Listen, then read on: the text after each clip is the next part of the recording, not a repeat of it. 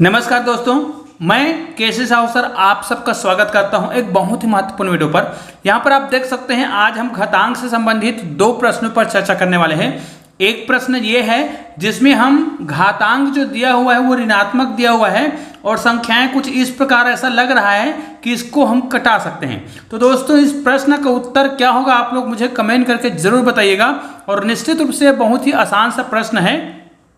उसी प्रकार यहाँ पर देखिए जो संख्या दिख रहा है वो कहीं ना कहीं आधार को हम बराबर कर सकते हैं, लेकिन घात जो है बिल्कुल अलग अलग है। यहाँ पर देखिए 2m+1 है, फिर यहाँ पर 3m है, यहाँ पर 4m+1 है, तो घात बिल्कुल भी बराबर नहीं है। तो इस प्रश्न का उत्तर क्या होगा?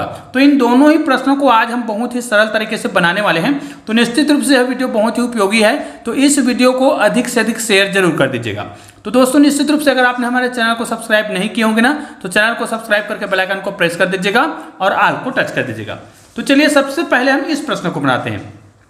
इस प्रश्न को बनाने से पहले आप लोग ध्यान दीजिएगा, जब भी इस प्रकार के प्रश्न दिया हो तो हम एक सूत्र जानते हैं। वो सूत्र कौन सा है? यदि हमें दो अलग अलग संख्या दिया है, जैसे a/b दिया हुआ है और इसका घात मान लिया जाए m है और इसका भी घात m है, मतलब दोनों संख्या अलग अलग है। देखिए यहाँ पर हम a मान रहे हैं, यहाँ पर b मान रहे हैं, दोनों संख्या अलग अलग है, लेकिन दोनों का जो घात है वो बराबर है।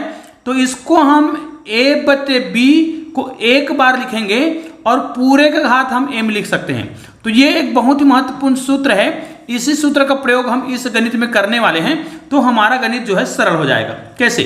देखिए यहाँ पर 2/5 है, दोनों का घात अलग अलग ऋण 3 है। चूंकि घात यहाँ पर बराबर है और यहाँ पर भी बराबर है, तो इसको हम 2/5 लिखेंगे और यहाँ पर हम लिख देंगे ऋण 3, इनका जो घात है।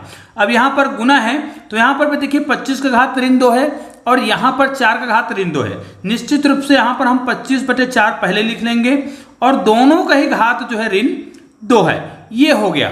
अब एक सूत्र आप और जानते हैं जो बहुत ही महत्वपूर्ण सूत्र है। यदि आप घातांक के नियम जानते हैं तो आपको एक सूत्र हमेशा पता होना चाहिए। वो कौन सा सूत्र है? यदि यहाँ पर कोई संख्या दिया है जिसका घात ऋण है, जैसे a का घात ऋण m है, तो इस घात को यदि मुझे धनात्मक बनाना है तो इस संख्या को मुझे क्या कर देना है? जैसे इसके बटे में कुछ नहीं है, मतलब क्या मानेंगे? 1 मानेंगे। इसका मतलब है अंश का हर कर दें और हर को हम अंश कर दें, तो इसका जो चिन्ह होता है, घातांक का जो चिन्ह होता है वो क्या हो जाता है? चिन्ह धनात्मक हो जाता है। तो यहाँ पर देखिए ये अंश में था, उसको हमने हर मिला लिया। तो इस सूत्र का प्रयोग हम कर सकते हैं। ध्यान दीजिएगा, बहुत ही सावधानी पूर्वक इस सूत्र का प्रयोग आपको करना होगा। तो यहाँ पर देखिए 2/5 है, तो यहाँ पर अंश में 2 है और हर में 5 है। तो भाई इस गणित को बनाने के लिए मुझे क्या करना है? इस सूत्र का प्रयोग करना है। तो चूंकि घात जो है ऋणात्मक है, तो मैं क्या करूंगा? सबसे सरल सा सूत्र ये है, सरल ट्रिक ये है कि 2/5 है उसको मैं 5/2 कर दूं। सॉरी, यहाँ पर मुझे 2 लिखना है, 5/2 कर दूं और इसका घात, अब एक घात क्या हो जाएगा? 3 हो जाएगा। क्यों हो जाएगा? क्योंकि हमने यहाँ पर सूत्र का प्रयोग किया है। तो हमने क्या किया? अंश को हर कर दिया और हर को अंश कर दिए हैं, तो घात जो है ऋणात्मक था वो क्या हो गया है? अब धनात्मक हो गया है। उसी प्रकार यहाँ पर देखिए 25/4 है, इसको हम 4 क्या कर देंगे? 25 कर देंगे, ठीक है। और पूरे का घात कितना है? ऋण 2 है, इसको हम अब घात 2 कर सकते हैं। अब देखिए हमारा प्रश्न सरल हो चुका है। हालांकि इस घात को इस घात के साथ हम बिल्कुल भी अभी कटा नहीं सकते हैं, तो हम क्या करेंगे? एक स्टेप और हल करेंगे। वो क्या होगा? यहाँ पर 5/2 है, पूरे का घात 3 है। यहाँ पर देखिए 4 को हम क्या लिख सकते हैं? 2 का घात 2 लिख सकते हैं और 5 को हम 5 का घात 2 लिख सकते हैं, मतलब इनका घात हम 2 लिख सकते हैं। और यहाँ पर पूरे का घात 2 पहले से दिया हुआ है। देखिए 2 का घात पहले से 2 दिया हुआ है, ठीक है। 2 का घात 2 और 5 का भी घात 2। अब इसको हम फिर से हल करेंगे तो हमें एक और सूत्र मिल जाएगा, 5/2 पूरे का घात 3 है और गुणित। अब हम एक और सूत्र जानते हैं, यदि घात का घात हो, देखिए घात का घात हो तो घात क्या हो जाता है? इन घात का गुना हो जाता है। निश्चित रूप से यहाँ पर क्या करेंगे? a का घात m गुणित n कर सकते हैं, है ना। तो यहाँ पर देखिए घात का घात है, तो यहाँ पर हम क्या करेंगे? 2/5 है और पूरे का घात 2, फिर पूरे का घात 2, तो 2 दूनी कितना हो जाएगा? 4 हो जाएगा। अब देखिए इस प्रश्न को आप बहुत आसानी से बना सकते हैं। निश्चित रूप से यहाँ पर 5/2 है और यहाँ पर 2/5 है, तो इसको हम हल कर सकते हैं, अब कटा सकते हैं। निश्चित रूप से एक चीज आप जानते हैं, यदि आधार बराबर हो, है ना, यहाँ पर देखिए हम क्या कर सकते हैं? ये 2/5 वाला जो संख्या वो क्या है, बड़ा है। चाहे तो इसको आप यहां से कटा भी सकते हैं, क्योंकि ये 3 बार आया है। देखिए ये 3 बार आया है और ये कितने बार आया है, 4 बार आया है। तो हम क्या कर सकते हैं, इसको डायरेक्ट कटा भी सकते हैं, लेकिन ये 5 जो है 3 बार आया है, तो 5 को 3 बार कटाएंगे तो 1 बार बच जाएगा। उसी प्रकार 2 जो है यहाँ पर 3 बार आया है, तो 3 बार को कटा देगा। तो देखिए ये संख्या पूरा कट रहा है। चाहे तो इसको आप हल करना चाहें तो आप इस प्रकार भी हल कर सकते हैं। भाई बहुत ही सरल सा तरीका अपना सकते हैं, जैसे 5 गुणित 5 गुणित 5। यहाँ पर मैं सरल तरीका बता रहा हूँ, चाहे तो आप इसको कटाकर भी हल कर सकते हैं। उसी प्रकार इसको हम 2 गुणित 2 गुणित 2 गुणित 2 लिखेंगे। उसी प्रकार 4 बार है तो 5 गुणित 5 गुणित 5 गुणित 5। ये मैं केवल इसलिए बता रहा हूँ ताकि सरल बना सकें। अब देखिए 5 5 को कटा देगा, 5 5 को कटा देगा, 5 5 को कटा देगा।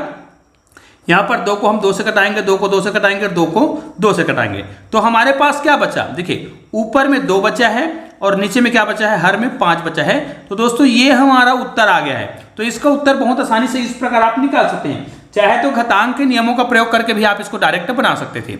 अब देखिए हम इस प्रश्न को बनाते हैं, जो हमारा दूसरा प्रश्न है, जो बहुत ही महत्वपूर्ण है। लेकिन इसके लिए देखिए सबसे पहले हमें क्या करना होता है, जब भी हम घातांक के प्रश्न बनाते हैं उसमें आधार क्या होना चाहिए, बराबर होना चाहिए।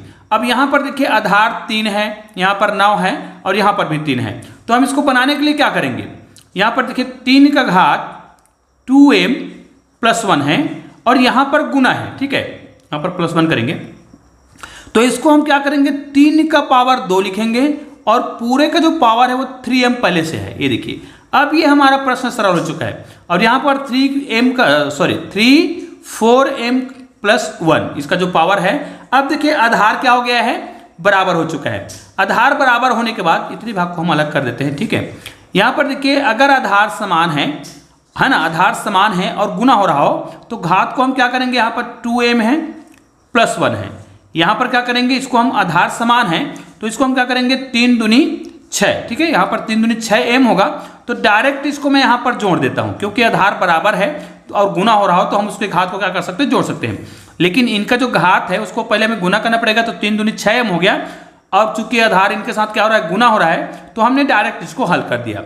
बटे की बात करते हैं तो 3 का पावर 4m + 1 है। नेक्स्ट स्टेप में क्या करेंगे, इनको इनके साथ जोड़ देंगे तो 3 6 और 2 कितना हो जाएगा, 8m हो जाएगा + 1। और नीचे में क्या है, 3 4m, इसका पावर जो 4m + 1 है।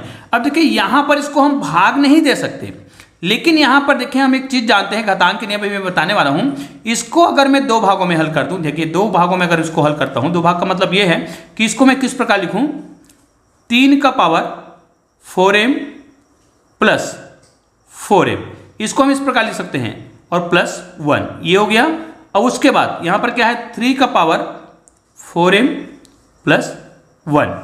अब देखिए यहाँ पर आप क्या कर सकते हैं, हम जानते हैं कि कोई भी संख्या जिसका अगर योग कर रहे हैं, यहाँ पर जो घात है वो जुड़ रहा है, तो निश्चित रूप से इसको हम 2 भागों में लिख सकते हैं और गुना के रूप में लिखेंगे, क्योंकि हम जानते हैं गुना के रूप में होता है और आधार बराबर होता है तभी जुड़ता है। मतलब अगर इतने भाग को मैं अलग कर लूँ तो इसको मैं क्या लिखूंगा, 3 का पावर 4m लिखूंगा और यहाँ पर मैं गुना करूंगा, क्योंकि ये गुना रहा होगा, यहाँ पर 3 लिख देंगे तो 3 का पावर 4m + 1।